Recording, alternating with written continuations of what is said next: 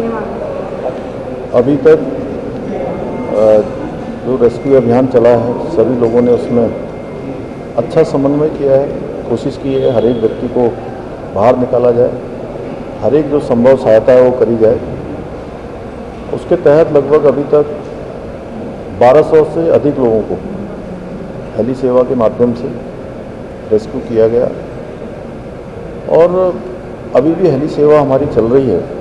स्थानीय लोगों को भी निकाला गया, जो गंगोत्री धाम, हरसिल, अन्य स्थानों पर आए हुए तीर्थयात्री थे, श्रद्धालु थे, उन सभी को निकाला गया है।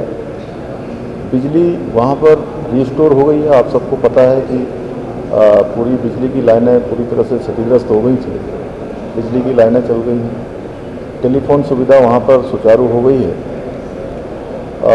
राशन पर्याप्त मात्रा में वहाँ पहुँच गया है, कपड़े इत्यादि सभी प्रकार की व्यवस्थाएं वहाँ जो जरूरी हैं सहायता के रूप में वहाँ पहुँच रही हैं। 5 लाख रुपए की धनराशि का हमने फौरी तौर पर जो तत्काल सहायता होती है उस सहायता को भी जो है हमने जारी किया है कि वहाँ पर तत्काल लोगों को सहायता मिले। लगभग 160 परिवार हैं, उन सभी को जिनके मकान क्षतिग्रस्त हुए हैं, जिनके कोई लोग उसमें दिवंगत हुए हैं, उन सभी को ये सहायता हम लोग कर रहे हैं। सड़क मार्ग मंगल या बुधवार तक बन जाने की पूरी संभावना है।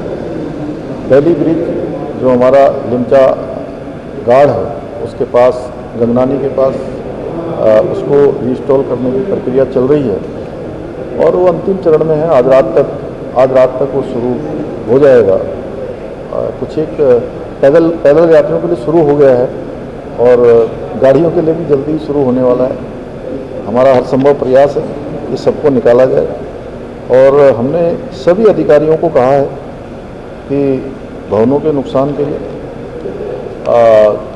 जो एक समिति बनाई है रेवेन्यू सेक्रेटरी की अध्यक्षता में, वो उसका पूरा आकलन करेंगे, क्योंकि इससे पहले इसी प्रकार का हम पुनर्वास का काम जोशीमठ में आई आपदा में भी कर चुके हैं। उसकी तर्ज पर सभी प्रकार का आकलन करेंगे कि कितना नुकसान हुआ है, पशु हानि कितनी हुई है, कृषि की, बागवानी की जो नुकसान हुआ है उसका आकलन करके उसको जो है किया जाए।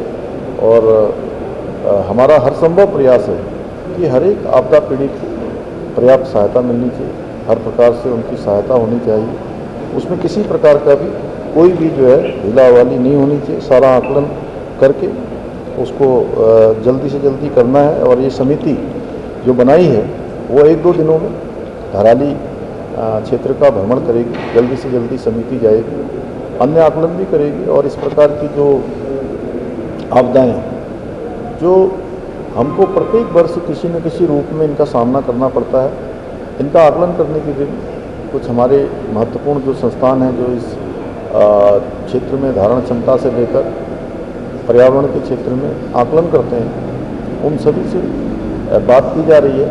वो भी इनका आकलन करेंगे, ग्लेशियरों का भी आकलन करेंगे। आखिर बादल फटने की घटनाएं ज़्यादा हो रही हैं, उसका भी आकलन करेंगे, जिससे कि हम लोग इस प्रकार की घटनाओं से अपने को बचा सकें और